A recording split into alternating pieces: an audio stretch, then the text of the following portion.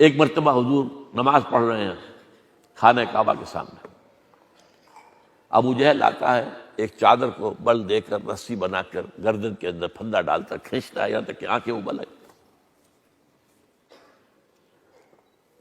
ایک اور موقع پر آپ سجدے میں ہیں، ابو جہل کہتا ہے بھائی فلاں جگہ پر اونٹ ذبح ہوا تھا، اس کی اوجری کوئی لے کے آئے، اس کی اوجری جب کہ آپ سجدے میں گئے ہیں گردن پر شانے پر رکھ دی گئی، آپ سر نہیں اٹھا پا رہے۔ حضرت فاطمہ رضی اللہ عنہا روتی ہوئی آئی جب ابو جہل بدترین ٹارچر کر رہا تھا حضرت سمیہ اور حضرت یاسر کو رضی اللہ تعالی عنہما، برچھا مارا ہے شرمگاہ کے اندر۔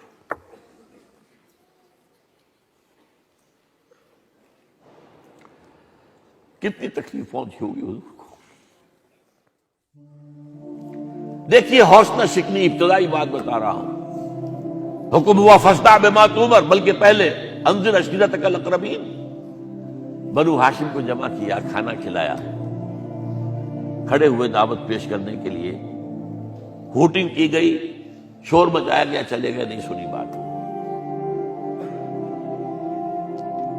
لیکن یہ کہ اس میں حوصلہ شکنی تو ہوئی ہوگی، یہ تو نہیں ہے کہ نہ ہوئی ہوگی، لیکن بہرحال کام کرنا ہے۔ پھر کچھ دنوں کے بعد لے کر پھر کھانا کھلایا، اب کھڑے ہوئے تو اب یہ ہے کہ لوگوں نے سوچا ہوگا کہ 2 مرتبہ کھانا کھایا ہے، اب ان کی بات سن تو لو۔ جب آپ نے اپنی دعوت پیش کی ہے تو پورے مجمع میں سے ایک کھڑا ہوتا ہے، بچہ 10-11 سال کا بچہ علی، اب وہ کھڑا ہو کر کہتا ہے کہ اگرچہ میں سب سے چھوٹا ہوں، میں آپ کا ساتھ دوں گا۔ پورا مجمع کھلکھلا کر ہنس پڑتا ہے، دیکھو یہ دنیا کی تقدیر بدلنے چلے ہیں، اور یہ ان کا ساتھی ہے، سپورٹ۔ کیسی بددلی۔ اس کے بعد حکم ہوتا ہے فاصدع بما تؤمر، کھڑے ہو جائیے، اب ڈنکے کی چوٹ، اب الاعلان کہیے۔ کوہ صفا پر کھڑے ہو کر نعرہ لگاتے وا صباحا۔ یہ وہاں کا رواج تھا کہ اگر کسی کو معلوم ہو کہ کوئی قبیلہ رات کو حملہ کرنے والا ہے تو اپنی قوم کو خبردار کیسے کرے؟ نہ لاؤڈ سپیکر ہے، نہ کوئی اور ذریعہ ہے، تو وہ کسی اونچے مقام پر کھڑا ہو جاتا تھا اور ننگا ہو جاتا تھا، نذیر عریاں کہتے تھے اسے، ڈرانے والا برہنہ انسان۔ تو جہاں تک آواز گئی وہاں صبح، ہائے وہ صبح جو آنے والی ہے، غارت گری والی سن صبح، اور جنہوں نے دیکھ لیا ننگا کھڑا ہے وہ ننگا نذیر، دوڑ کے لوگ آئے، حضور کھڑے ہوئے، ظاہر بات ہے، اور اس لیے ہمارے لیے سبق ہے، تمام جدید طریقے دعوت دین، تبلیغ دین کے استعمال کریں، جو حرام ہو نہ ہو اس میں سے بات ختم، وہ کاٹ دو۔ آپ عریاں نہیں ہو سکتے تھے لیکن بلندی پر کھڑے ہو گئے، نعرہ وہی لگایا وا صباحا۔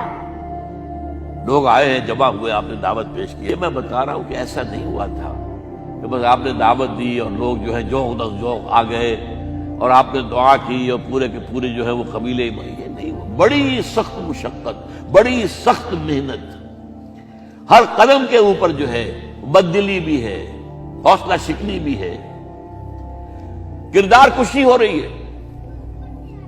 معلوم ہوتا ہے کوئی سایہ ہو گیا، انہیں کوئی مجنون ہو گئے، یہ جن آ گیا ہے، یا شاعر ہے، شعر سیکھ لیا ہے، شاعر ہو گئے ہیں، کہیں سے سحر سیکھ کر آ گئے، جادو سیکھ لیا ہے، جادوگر ہیں، جھوٹے ہیں، کذاب، کذاب قرآن مجید میں ساحر کذاب، وہی جو صادق کہتے تھے وہ اب کذاب کہہ رہے ہیں، دھوکے باز۔